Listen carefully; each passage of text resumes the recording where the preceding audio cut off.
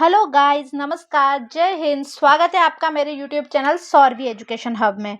तो आज हम पढ़ रहे हैं जो हमारा क्लास 10th की साइंस का चैप्टर फर्स्ट है, केमिकल रिएक्शन इक्वेशन का पार्ट सेकंड। एक पार्ट हम पहले पढ़ चुके हैं अपनी लास्ट वीडियो में, ये हम अब पढ़ रहे हैं सेकंड पार्ट। तो इसमें चैप्टर पूरा कंप्लीट हो जाएगा। आगे नेक्स्ट वीडियो में हम इसके क्वेश्चंस करेंगे। तो हमने क्या करा था, हमने ये पढ़ लिया था कि जो परिवर्तन होता है, जो होता है रासायनिक परिवर्तन, वो कितने टाइप का होता है। पहला पढ़ा था combination, decomposition, displacement, double displacement and redox अभिक्रिया। तो हमने इसको ऐसे देखा था कि ये क्या क्या होता है। अब इनको हम डिटेल में पढ़ेंगे। पहले हमने सिर्फ ऐसे शॉर्टली देखा था। तो आज हम आते हैं अपने डिटेल वाले पार्ट पे। The structural opposition, the structural opposites, यानी ये है संरचनात्मक विपरीत। क्या है ये?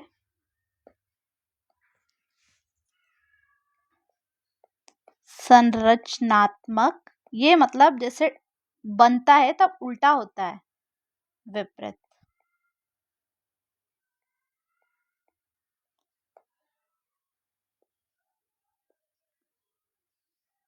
ओके, तो इसमें जो होता है कॉम्बिनेशन, कॉम्बिनेशन मैंने बताया था संयोजन वाला रिएक्शन। इसमें कोई ए और बी मिलकर क्या बनता है, ए बी। ए और बी मिलकर क्या बनता है, ए बी। यानी ये प्रोडक्ट है, सॉरी ये प्रोडक्ट है और ये क्या है हमारे, हमने आपको बताया था कि ये जो है रिएक्टेंट है। क्या है? रिएक्टेंट। ये है रिएक्टेंट और ये बना प्रोडक्ट। तो ये रिएक्टेंट दो थे मिलकर क्या बने, सिंगल। तो इनकी जो डेफिनेशन होगी वो क्या होगी, डेफिनेशन मतलब परिभाषा, टू और मोर सब्सटेंस, यानी दो और या दो से अधिक सब्सटेंस यानी पदार्थ combine to form a single product. तो क्या होगा, दो या दो से अधिक पदार्थ मिलकर क्या बनाएंगे, एक सिंगल उत्पाद बनाएंगे। क्या बनाएंगे? सिंगल उत्पाद। और वहीं पर क्या है हमारा ये डीकम्पोजिशन रिएक्शन। इसमें क्या होगा, ये दो रिएक्टेंट मिले हुए हैं, ये टूट कर क्या बनेंगे, सिंगल सिंगल दो प्रोडक्ट बन जाएंगे। क्या बन जाएंगे? सिंगल सिंगल दो रिएक्टेंट मिले हुए हैं, टूट जाएंगे। डेफिनेशन क्या है इसकी, ए सिंगल रिएक्टेंट, ये एक सिंगल रिएक्टेंट है, break down into simpler product, यानी क्या है दो टुकड़ों में टूट गया। एक अभिकारक सरल उत्पादों में टूट जाता है, सिंपलर प्रोडक्ट में टूट जाता है। जैसे ये ए और बी मिल रहे हैं, टूट के क्या बना, सिंगल ए और बी। ओके, इनके एग्जांपल्स की इक्वेशन देखते हैं। CaO यानी कैल्शियम ऑक्साइड है, ये सॉलिड फॉर्म में है। मैंने आप लोगों को बताया था अगर S लिख रहा है यानी सॉलिड फॉर्म में है।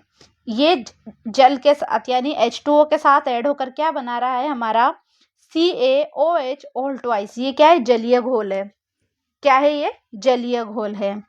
प्लस इसके साथ क्या निकल रही है, हीट। हीट मतलब ऊष्मा। क्या निकल रही है? ऊष्मा। रियल वर्ल्ड एप्लीकेशन क्या हुआ इसमें, quick lime reacting with water for white washing wall, दीवारों को सफेदी करने के लिए चूने के पानी के साथ ही अभिक्रिया।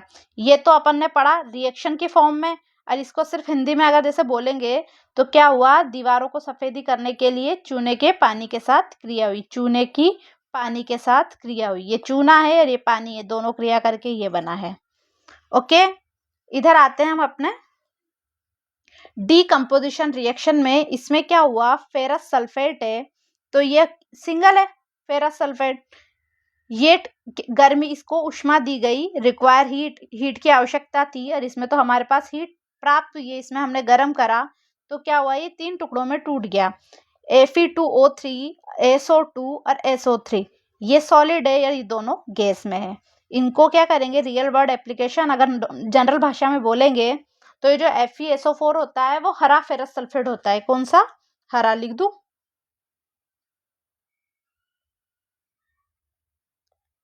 हरा फेरस सल्फेट। हरा फेरस सल्फेट है। इसके क्रिस्टल क्या हुए, गरम करेंगे और गरम करने पर क्या होता है, जब तक उनका रंग नहीं बदल जाए तब तक गरम करते हैं। और वो उससे क्या होता है, इमिट बर्निंग सल्फर ओडर्स, तब तक क्या होती है, जलती हुई सल्फर की गंध नहीं आने देती, तब तक गर्म कर देते हैं। गर्म करने पर क्या होता है, रंग बदल जाता है। Crystal until they change colour, crystal अपना रंग बदल देते हैं और क्या होने लग जाती है, सल्फर की गंध आने लग जाती है। तो अब आते हैं एनर्जी मैट्रिक्स, किस पे, एनर्जी मैट्रिक्स यानी ऊर्जा मैट्रिक्स। एनर्जी ऊर्जा समझते हैं, मैं लिख दूं, वैसे याद होना चाहिए एनर्जी। तो एनर्जी मतलब ऊर्जा मैट्रिक्स।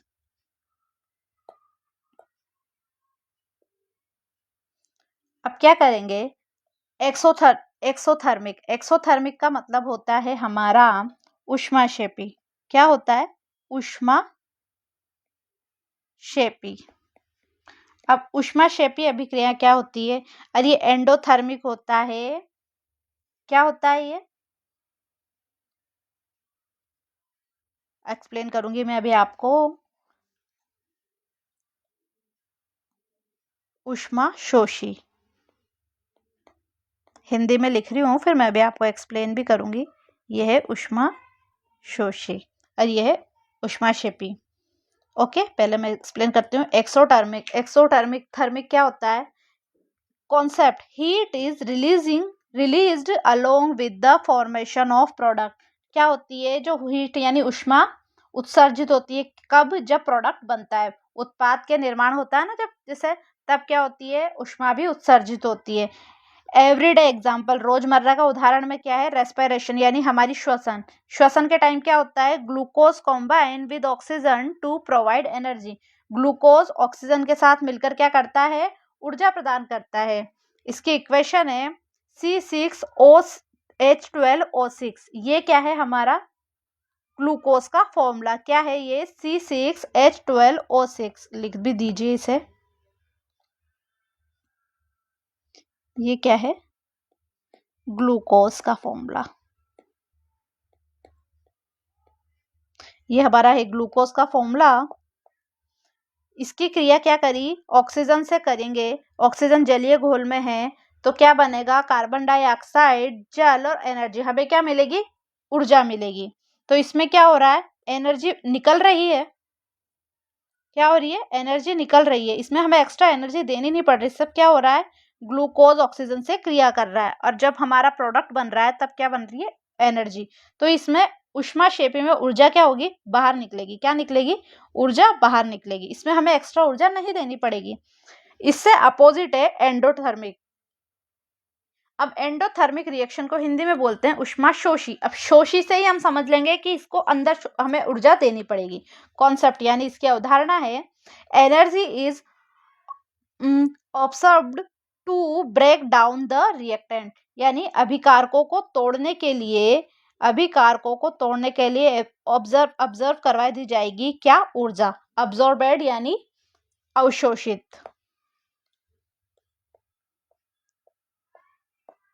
क्या कराई दी जाएगी, ऊर्जा। रिएक्टेंट यानी अभिकारकों को तोड़ने के लिए क्या, ऊर्जा दी जाएगी। अब डेली के उदाहरण देखते हैं, एवरीडे एग्जाम्पल, फोटोग्राफी। फोटोग्राफी तो समझते हैं अपन, फोटो वोटो खींचते हैं। ब्रेकिंग डाउन सिल्वर ब्रोमाइड, तो ये याद भी रखना है कि जो हमारा ये सिल्वर ब्रोमाइड है ना, ये काय में यूज आता है, काय में यूज आता है, ये फोटोग्राफी में। सिल्वर ब्रोमाइड क्या होता है, फोटोग्राफी में यूज आता है। इसकी जो इक्वेशन है, इक्वेशन है AgBr, ये टूट कर क्या होगा, इसके को हमने तोड़ने के लिए क्या दिए, ऊष्मा दिए। सिल्वर और ब्रोमीन अलग अलग क्या हो जाएगा, इस सिल्वर और ब्रोमीन में टूट जाएगा। रिक्वायर्ड सनलाइट, इसके लिए हमें क्या चाहिए, सनलाइट की आवश्यकता है। इसके लिए हमें क्या है, सनलाइट की आवश्यकता है। और इसके लिए हमें सनलाइट की आवश्यकता नहीं थी एक्सोथर्मिक के लिए। इसके लिए तो क्या था, हमें ऊर्जा मिल रही थी। क्या मिल रही थी, हमें ऊर्जा मिल रही थी। बट इसमें क्या है, ऊर्जा सेकंड वाले जो हमारा एंडोथर्मिक है, इसमें ऊर्जा हम दे रहे हैं। ओके, अब आते हैं हम 3 ट्रिगर ऑफ डिकम्पोजिशन, अपघटन के 3 कारक। लिख दूं, अपघटन यानी टूटने के 3 कारण।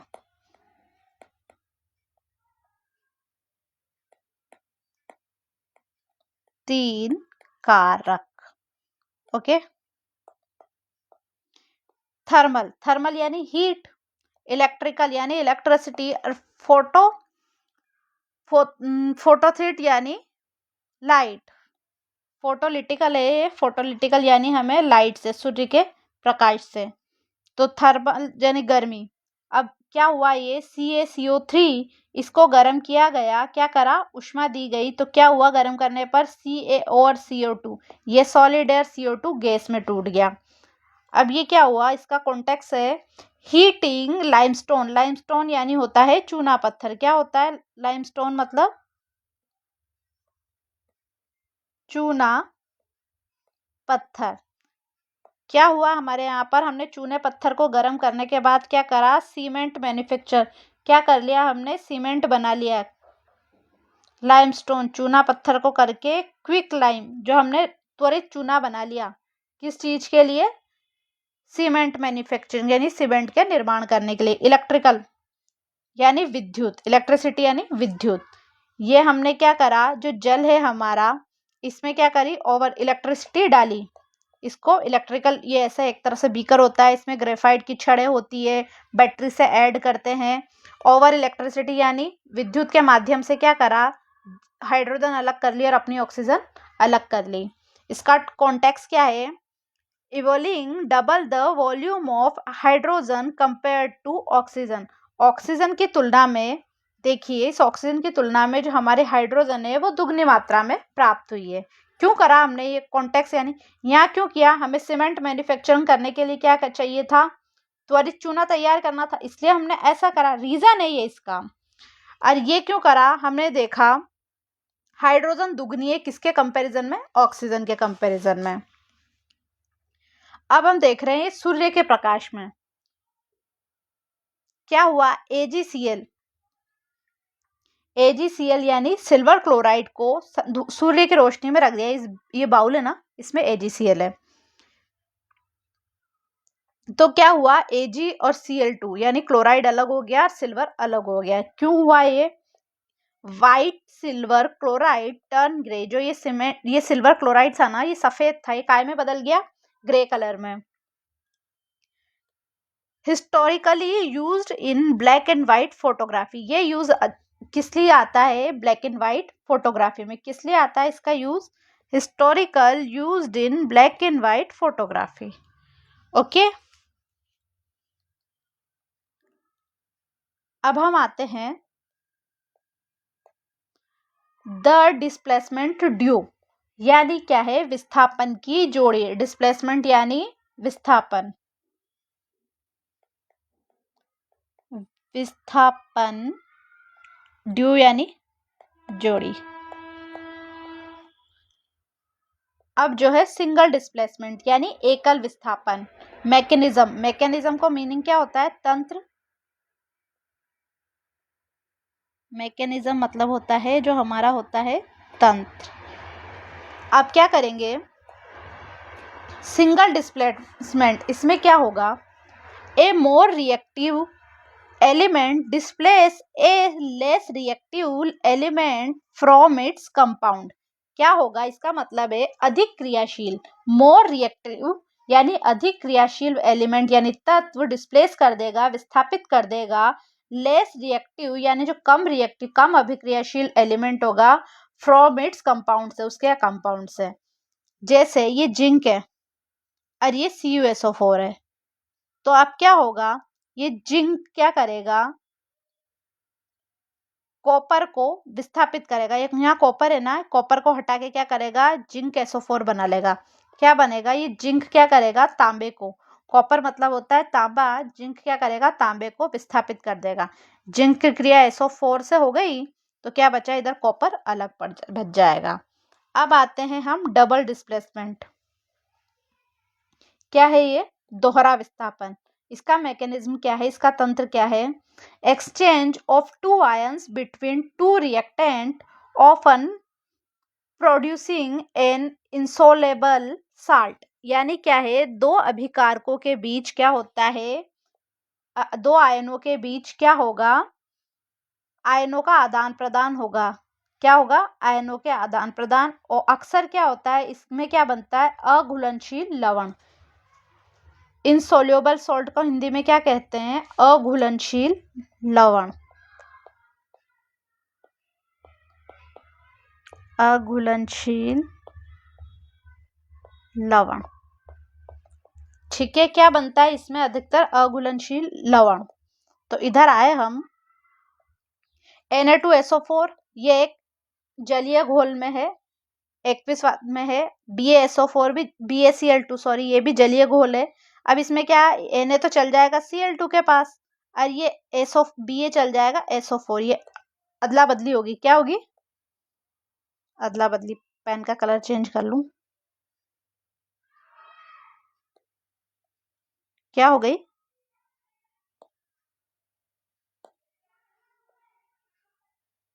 पेन का कलर, Na चल गया Ca के पास और ये SO चला गया Ba के पास। ये क्या हो गई, अभिक्रिया।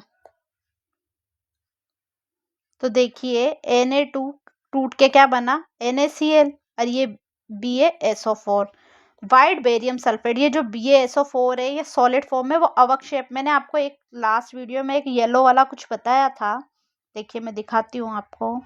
ये देखिए, ये भी क्या बना था, अवक्षेप। तो वैसे इसमें भी क्या बना है,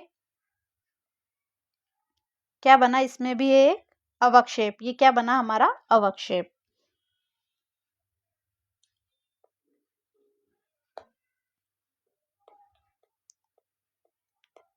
अवक्षेप। अब क्या देखेंगे हम, अब हम आगे देखेंगे डिस्प्लेसमेंट इन एक्शन, यानी डिस्प्लेसमेंट की क्या, पहले क्या हुआ था और बाद में क्या हुआ है। अच्छा, बिफोर एंड आफ्टर, ये तो मीनिंग याद है आपको। बिफोर यानी पहले, आफ्टर 20 मिनट यानी बाद के 20 मिनट। ये CuSO4 यानी कॉपर सल्फेट का सॉल्यूशन है, ये ब्लू कलर का, इसमें हमने डाल रखी है कील। अब क्या हुआ, और यहाँ पर एक बीकर है, इसमें FeSO4 का सॉल्यूशन है। क्या है, FeSO4 solution with copper diesel. इसमें क्या हुआ देखो, मैं बताती हूँ, पहले मैं आपको थ्योरी बताती हूँ। टेक अवे निष्कर्ष, आयरन इज मोर रिएक्टिव। ये जिसमें जो आयरन की रॉड डाली है ना, ये मोर रिएक्टिव। ये देखिए, ये ब्लू है और ये है लाइट ग्रीन सा। फेरस सल्फेट हरे रंग का ही होता है। बट ये ना, ये कील इसमें तो ये देखो लोहे की, नॉर्मल लोहे की, बट इसमें क्या हुआ, ये ब्राउन जंग टाइप लग गया ना। अब मैं एक्सप्लेन करती हूँ। ये जो फेरस है, लोहे की कील फेरस, लोहा CuSO4 का सॉल्यूशन। मैंने अभी आप लोगों को बताया था ना, जो अधिक क्रियाशील होगा, मोर रिएक्टिव होगा, तो क्या करा, फेरस ने सल्फर इसके साथ क्रिया कर ली SO4 के साथ, तो ये बन गया FeSO4 और ये कॉपर अलग हो गया। तो ये वाला प्रोसेस 20 मिनट बाद हुआ है। टेक अवे यानी हम इसको निष्कर्ष निकालेंगे, आयरन इज मोर रिएक्टिव। जो हमारा लोहा है, फेरस, आयरन मतलब फेरस, मोर रिएक्टिव है, अधिक क्रियाशील है, किसकी तुलना में, कॉपर की तुलना में, यानी तांबे की तुलना में। सक्सेसफुली किकिंग आउट, तो वो क्या करता है, बाहर निकाल देता है the copper ions to bond the sulphate. जो कॉपर आयन सल्फेट के साथ बंध बना रहे थे ना, इस सल्फेट के साथ कॉपर आयन उनको तोड़ के अलग बाहर निकाल देता है। Living solid copper deposited on the nails. तब क्या होता है, इसके परिणाम स्वरूप ठोस तांबा जो होता है ना, सॉलिड तांबा, वो काय पे जमा हो जाता है, इस कील पे। ये तांबा काय पे जमा हो गया, जो सॉलिड था वो इस कील पे। तो तांबे की वजह से ये क्या हो गया, ऐसा ब्राउन ब्राउन कलर। ओके, अब हम पढ़ेंगे रेडॉक्स अभिक्रिया, द रेडॉक्स टेबल। अब मैंने बताया था लास्ट वीडियो में, हमने ऐसा देखा था कि ऐसा भी कुछ होता है रेडॉक्स टेबल, मैंने बताया था आपको, एक्सप्लेन इसमें करूंगी। इसमें क्या होता है रेडॉक्स टेबल, तो रेडॉक्स टेबल ही है। ऑक्सीडेशन एंड रिडक्शन, यानी ऑक्सीडेशन को हिंदी में ऑक्सीकरण कहते हैं। ये है हमारा ऑक्सीकरण। रिडक्शन क्या है हमारा, अपचयन।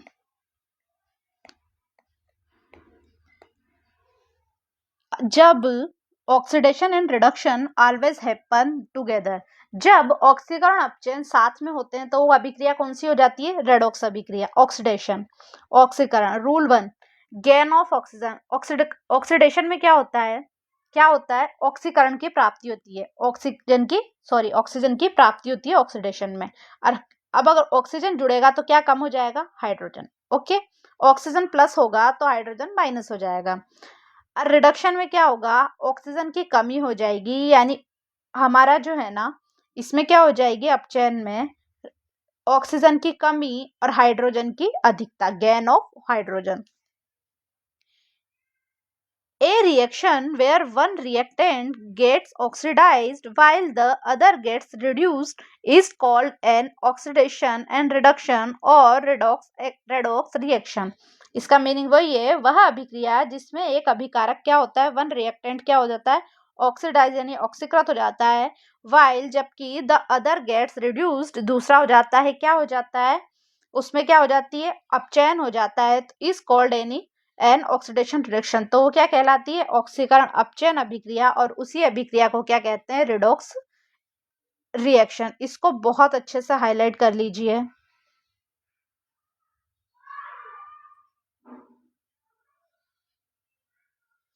ये हमारे एग्जाम के लिए सबसे इंपॉर्टेंट है।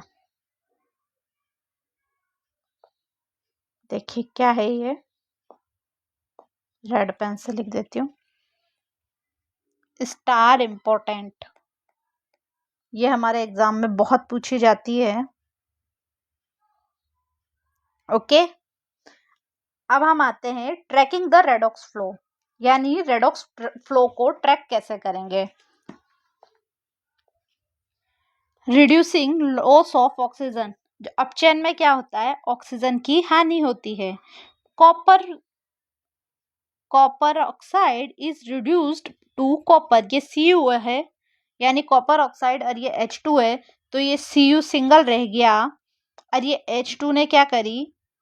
ऑक्सीजन से क्रिया। अब मैं बताती हूँ क्या हुआ। कॉपर ऑक्सीड क्या हुआ? रिड्यूस्ड हो गया, कॉपर में से ऑक्सीजन खत्म होगी, ऑक्सीजन का जुड़ना ही तो क्या ऑक्सीकरण कहलाता है? ऑक्सीजन निकलेगी तो क्या कहला रहा था? अपचयन। तो इस कॉपर का तो क्या हो गया? अपचयन। और H2 में क्या जुड़ गया? O। ऑक्सीजन जुड़ते ही अभिक्रिया कौन सी कहलाई? ऑक्सीडेशन। ऑक्सीजन निकलते ही क्या कहलाई? रिडक्शन। ओके, इसमें रिडक्शन हुआ हाइड्रोजन ऑक्साइड टू वाटर। तो इसमें क्या हुआ? हाइड्रोजन क्या हुआ? ऑक्सीडेशन हुआ, किसकी वजह से? जल की वजह से, जल में बदल गया, हाइड्रोजन ऑक्सीकृत होकर क्या बन गया? जल बन गया।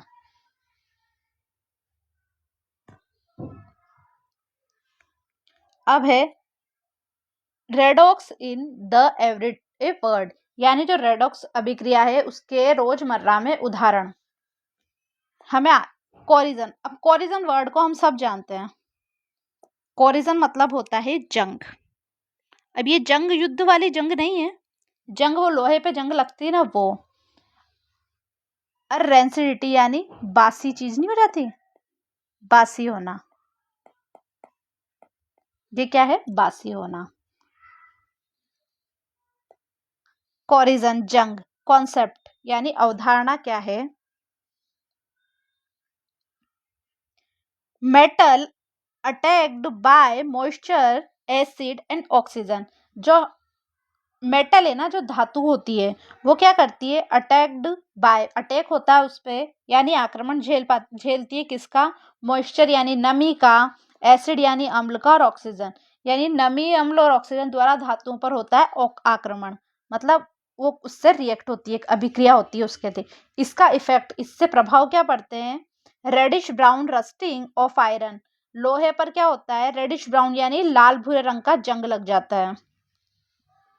ब्लैक कोटिंग ऑन सिल्वर, देखा होगा हमने, चांदी के ग्लास, चांदी की पायल, जितनी भी चांदी की चीजें, खैर अब चांदी इतनी महंगी है, ग्लास वगैरह तो कहाँ पर कहाँ, डेली में हम देखते हैं अपनी मम्मी की पायल, अंगूठी जो भी होती है ना चांदी की, उनपे क्या होती है? Black coating. नई पायल कितनी चमकदार होती है, बट जो धीरे धीरे पुरानी होती है तो उस पर थोड़ी सी ब्लैकनेस आ जाती है। ग्रीन कोटिंग ऑन कॉपर, अरे हाँ, जो तांबे के लोटे होते हैं पूजा में यूज करते हैं, हमने देखा उस पर हरी हरी काई टाइप हो जाती है, तो क्या होती है? ग्रीन कोटिंग हो जाती है, किस वजह से? कोरिजन हो जाता है, उस पे क्या हो जाता है, ग्रीन कोटिंग हो जाती है, हरी परत छा जाती है। कॉज मैसिव इंफ्रास्ट्रक्चर डैमेज, इस वजह से क्या होता है, इसका जो मेन बुनियादी ढांचा होता है उस पे क्या होता है, भारी नुकसान हो जाता है। मिटिगेशन, मिटिगेशन मतलब होता है निवारण, लिख दूं, निवारण। अप्लाइंग पेंट, इसका निवारण क्या है, हमें क्या करना चाहिए, इन सब पे पेंट, क्या करना चाहिए, पेंट करना चाहिए। पेंट मेनली जंग वाली लोहे की चीज पे पेंट कर सकते हैं अपन, वो रेड ऑक्साइड वगैरह। पायल पे क्या पेंट, बट फिर भी आजकल पायल साफ करने के लिए बहुत सारा सिल्वर डिप सॉल्यूशन टाइप कुछ आता है। अब हम आते हैं अपने रेंसिडिटी यानी बासी होना। अच्छा, इसका तो सीधा सा हम एक चीज समझाते हैं, concept oxidation of fats and oil in food. क्या हुआ, जो हमारा खाना होता है भोजन में, ऑयल, तेल और वसा का क्या हो जाता है, ऑक्सीकरण हो जाता है। इफेक्ट्स, इफेक्ट्स यानी इसके जो दुष्प्रभाव होते हैं वो क्या होता है, स्मेल एंड टेस्ट चेंज, क्या हो जाता है, अरे अच्छा घर में ही देखते हैं ना, खाना खराब हो जाता है, गंदी स्मेल आने लग जाती है। पहले मम्मी वगैरह नहीं बोलती, मम्मी दादी, कि भाई खाने में से गंदी स्मेल आ रही है, तो ये क्या हो गया, खराब हो गया, बासी हो गया। इसलिए तो फ्रिज पे ना, भाई फ्रिज में रख देते हैं, पर फ्रिज में भी एक टाइम लिमिट होती है, उससे आगे ज्यादा दिन में खराब हो जाता है। स्पॉइलिंग द फूड, जो क्या होता है, जिससे भोजन खराब हो जाता है, कि गंदा टेस्ट आने, स्मेल आने लग जाती है, टेस्ट चेंज हो जाता है, इसकी वजह से बासी हो जाता है, रेंसिडिटी हो जाती है। मिटिगेशन यानी इसका निवारण कैसे करें, एडिंग एंटीऑक्सीडेंट, यानी क्या करना है, एंटीऑक्सीडेंट मिलाएंगे। स्टोरिंग इन एयरटाइट कंटेनर, अरे ये तो बहुत क्रेज में है, कहते हैं ना बिना एयरटाइट कंटेनर में खाने को रखना चाहिए, तो इसकी वजह से उसमें क्या एयर नहीं लगती है, एयर नहीं लगती तो बाहर वाले मतलब उससे मॉइस्चर नहीं आता, एयर नहीं लगती और खाना लंबा चलता है। ओ flushing packaging with nitrogen gas, या क्या करना है, पैकेजिंग को नाइट्रोजन गैस, पैकेजिंग में क्या भरनी है, नाइट्रोजन गैस, विच डिस्प्लेस ऑक्सीजन। अच्छा, ऑक्सीजन जल्दी क्रिया करती है, नाइट्रोजन बहुत देर में क्रिया करती है, इसलिए जितने भी हमारे पैकेट वाले खाने आते हैं ना, तो इनमें क्या होती है, ऑक्सीजन हटा के क्या करते हैं, ऑक्सीजन हटा के इसमें भर देते हैं नाइट्रोजन। जितने भी ये चिप्स कुरकुरे इनके पैकेट आते हैं ना, ऐसा इनमें करते हैं। ओके, इसमें क्या भर देते हैं, नाइट्रोजन, जिससे लंबे चलते हैं। तभी तो आपने देखा होगा ये चिप्स कुरकुरे वगैरह है ना, ये काफी दिन तक खराब नहीं होते हैं। अब आते हैं द अल्टीमेट रीअरेंजमेंट पजल। क्या है ये, द अल्टीमेट रीअरेंजमेंट पजल। अच्छा, ये देखते हैं, इसका मीनिंग है अंतिम पुनर्व्यवस्था पहेली। पजल मतलब पहेली, अल्टीमेट यानी लास्ट में, रीअरेंजमेंट यानी पुनर्व्यवस्था। तो हम देखते हैं, जो हमारे एटम्स यानी परमाणु, आर नेवर डिस्ट्रॉयड, जो परमाणु होते हैं कभी नष्ट नहीं होते, दे नेवर अपीयर फ्रॉम नाउवेयर, तो क्या होते हैं, और वो कहीं से प्रकट नहीं होते, क्या होते हैं, दे नेवर अपीयर फ्रॉम नाउवेयर, यानी कहीं से भी प्रकट नहीं होते। दे सिंपली चेंज पार्टनर, वो क्या होते हैं, बस अपने साथी बदल देते हैं। ब्रेक अपार्ट, क्या होते हैं, टूटते हैं। जॉइन टुगेदर, जुड़ते हैं। और trade energy to form the world around us, और क्या करते हैं, ऊर्जा का, द ट्रेड एनर्जी, ऊर्जा का क्या करते हैं, आदान प्रदान, फ्रॉम द वर्ल्ड अराउंड अस, जो क्या होता है, हमारी आसपास की दुनिया का निर्माण करते हैं। ओके, इसमें क्या है, इसका टोटल मीनिंग, जो स्टार इंपॉर्टेंट पॉइंट है वो इसका क्या है, atoms are never destroyed, they never appear from nowhere. ये क्या है इसका इंपॉर्टेंट टॉप पॉइंट, परमाणु कभी नष्ट नहीं होते और कहीं पे से प्रकट नहीं होते, क्या करते हैं, बस टूट, आपस में साथी बदल लेते हैं, कभी इसमें जुड़ जाते हैं, कभी उसमें ऊर्जा का आदान प्रदान करते हैं और हमारी आसपास की दुनिया का निर्माण करते हैं। अब हम देखेंगे ऑब्जर्वेशन वी विटनेस द, हम देखते हैं, क्या देखते हैं, the change in colour state and temperature, हम क्या देखते हैं, चेंज, कलर चेंज, रंग बदल देते हैं, अवस्था बदल देते हैं, और परिवर्तन टेम्परेचर में यानी तापमान में परिवर्तन होता है, देखा हमने आंखों से। ओके, क्या देखा था ना अपन ने कि भाई ऑक्सीडेशन कैसे हो रहा है और केमिकल रिएक्शन का कैसे पता चलेगा, ये नहीं देखा, रंग बदलते हैं, स्टेट बदलते हैं, ठोस द्रव गैस वाला। लैंग्वेज, इसकी हमने भाषा देखी। We write balanced equation to, इसमें हमने टोटल में क्या देखा, ये हमारी एक तरह से है समरी। क्या है ये